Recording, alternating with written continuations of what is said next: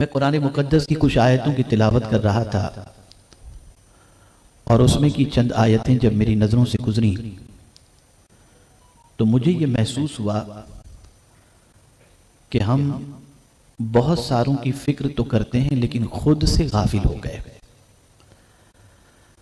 और इतने गाफिल हो गए कि अब अपनी फिक्र भी अपने को नहीं है। मुमकिन है कि आप में से किसी के जहन में ये बात आए कि खुद की फिक्र करने से क्या मुराद है। हो सकता है इकोनॉमिकल स्ट्रांग होने के हवाले से बात की जाए, एजुकेशनल स्ट्रांग होने के सिलसिले में बात की जाए, कैरेक्टर वाइज स्ट्रांग होने के सिलसिले में बात की जाए, पॉलिटिकल स्ट्रांग होने की बात की जाए। तो मैं ये अर्ज करूंगा कि इन सारी चीजों का ताल्लुक जमीन के ऊपर से है और आज मैं आपके सामने बात करूंगा कि जमीन के ऊपर वो क्या करें जिसकी वजह से जमीन के अंदर और मैदान महशर में हम कामयाब हो जाएं। क्योंकि मैंने अभी उर्स कासमी के अंदर एक जुमला इस्तेमाल किया था जिसे शर्फ मिल्लत रिटायर्ड इनकम टैक्स कमिश्नर जो है हज़रत शर्फ मिल्लत साहब मद्दज़िल्लहुल आली खानकाए मारला के एक अजीम सपूत हैं। वो गुफ्तगू के बाद इसी जुमले को दोहराते हुए दादे तहसीन उन्होंने पेश फरमाई थी और वो जुमला था फितने मादियत। इस वक्त का सबसे बड़ा चैलेंज जो हमारे सामने है वो मटेरियलिज्म है। हमारे नन्हे से बच्चे से लेकर जवान और जवान से लेकर बूढ़े तक सब अगर सोचते हैं तो इस दुनिया की लेविश लाइफ के बारे ही में सोचते हैं। वो कौन सा एजुकेशन हासिल करें जिसके बाद अर्निंग सबसे ज्यादा हो, वो कौन सा एजुकेशन हासिल करें जिसके बाद बंगलो हो, वो कौन सा बिजनेस इख्तियार करें जिसकी वजह से हमारी दुनिया की आसाइश और ऐश के सारे सामान और सारी चीजें हमें मैसर हो सकें। इस्लाम जायज तरीके से न माल कमाने के लिए मना करता है, न अच्छी जिंदगी इख्तियार करने के लिए मना करता है, बल्कि हुजूर सल्लल्लाहु अलैहि वसल्लम ने तो फरमाया जिसे 3 नेमतें मिल जाएं वो बड़ा खुशनसीब है। नंबर 1 कुशादा मकान, वतन में रोजी और अच्छी सवारी।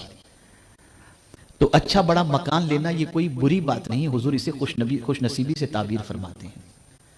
और अच्छी सवारी तो मेरे आका सल्लल्लाहु अलैहि वसल्लम ने ऐसी सवारी इस्तेमाल फरमाई जैसी सवारी कयामत तक कोई दूसरा इस्तेमाल कर ही नहीं सकता, और वो सवारी थी बुराक। सरकार खच्चर पर भी सवार हुई और बुराक पर भी सवार। तो अच्छी सवारी आपके पास है, अल्लाह ने दिया है जायज तरीके से, तो आप अच्छी सवारी इख्तियार करें, कोई मुजाहिरे की बात नहीं।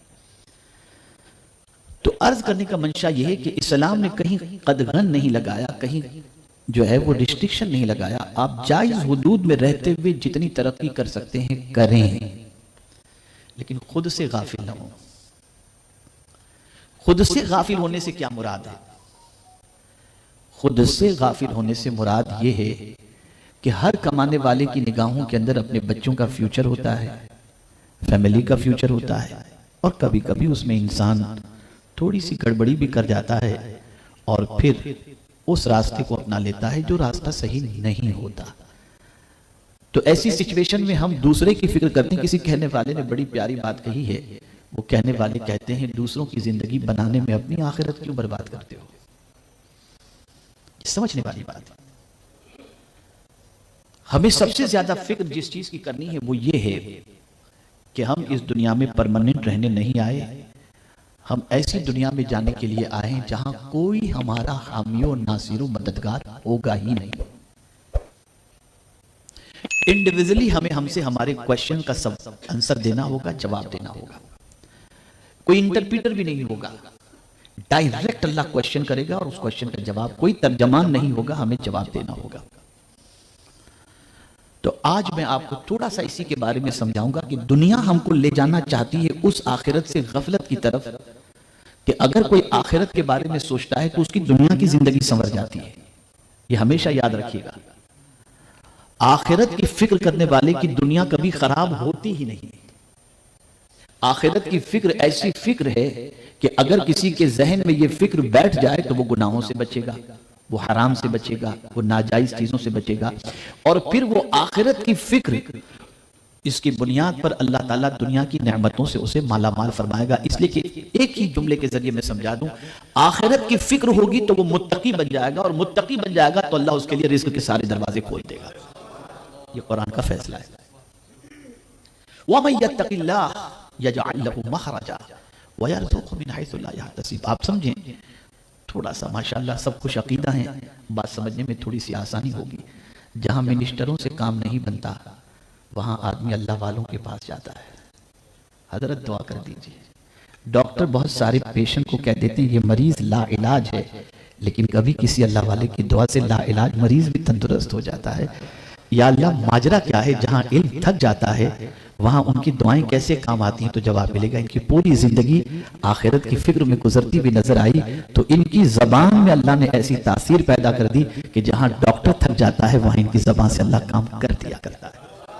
आखिरत की फिक्र आप इसको ज़हन में रखें। मैं आपको दुनिया कमाने के लिए मना नहीं कर रहा, दुनिया अच्छी तरह से बनाने के लिए मना नहीं कर रहा, नहीं, सब करो, लेकिन इतने इसमें मत डूब जाओ कि आखिरत की फिक्र से गफलत हो जाएगा। अब आइए मैं कुरान शरीफ की जिस आयत की तिलावत का मैंने शर्फ हासिल किया उसके बारे में थोड़ा सा समझा दूं। अल्लाह का ये बहुत बड़ा एहसान है। मैंने अभी कल भी परसों मैंने ये बात बताई थी, आज फिर मैं बता दूं। अल्लाह को ईमान वालों से बड़ी मोहब्बत है, और जब भी उसने कोई बड़ा काम, बड़ा हुक्म ईमान वालों को दिया ना, तो बड़े प्यार से दिया, और हमें एक मैसेज दिया, हमें एक तरीका दिया। देखिए, आप और हम दुनिया में जिंदगी गुजारते हैं और हमारे अंडर बहुत सारे होते हैं, मातहत होते हैं, बीवी, बच्चे, एम्प्लॉय सब होते हैं। तो हमें अगर कोई काम उनसे करवाना है तो हम अगर कहेंगे कर लेना ये, इस कहने पर मुमकिन है वो करे या ना करे, और करे तो भी दिल से करे या ना करे। लेकिन अगर हम थोड़ा सा अंदाज चेंज करके कहें जरा कर लो ना, तुम्हारे फायदे की बात है, इस अंदाज में फर्क हो जाता है। न करने वाला भी मोहब्बत से करने लग जाता है।